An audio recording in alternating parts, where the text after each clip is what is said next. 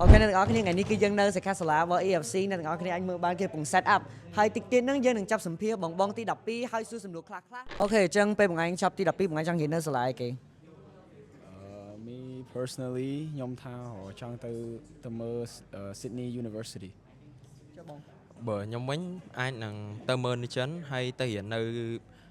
នៅទីក្រុង Harbin ដែលសាលាហ្នឹងមានឈ្មោះថា Harbin Institute of Technology ពេលចប់ទី12បើសិនជានៅខ្មែររៀន AUPP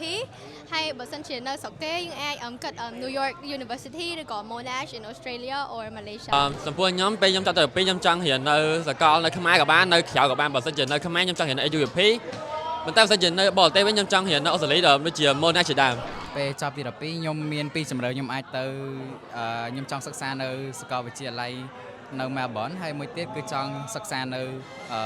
Beijing University អូខេអញ្ចឹងបើបងចង់ទៅរៀននៅស្រុកក្រៅឬក៏ចង់រៀននៅប្រទេសកម្ពុជាយើងជាពិសេសសិស្សដែលនៅតាមបណ្ដាខេត្តអាចជ្រើសរើសជាមួយនឹង EFC បានដែលគឺជា program រៀនអង់គ្លេសនៅសាលា AI របស់យើងផ្ទាល់ហ្មងអញ្ចឹងយ៉ាអ្នកទាំងអស់គ្នាអាចធ្វើ research បន្ថែមបានបាយបាយសម្រាប់បងដែលត្រូវឡើងមកបំពេញដើម្បីរៀនសាកលវិទ្យាល័យឬក៏បងដែលត្រូវចេញទៅស្រុកក្រៅដើម្បីបំពេញការសិក្សាបន្តទៀត program នេះគឺល្អបំផុតហើយ program EFC គឺគេបរៀនពី academic English ដែល copy general English គឺអង់គ្លេសដែលប្រើពាក្យរចនាសម្ព័ន្ធបែបផ្លូវការមកអញ្ចឹងសម្រាប់បងដែលត្រូវឡើងមកបំពេញឬក៏ទៅស្រុកក្រៅ program នេះត្រូវម៉ាច់ហ្មងដើម្បីព័ត៌មានបន្ថែមអ្នកនរគ្នាអាចទៅ follow page AI បានបាយបាយ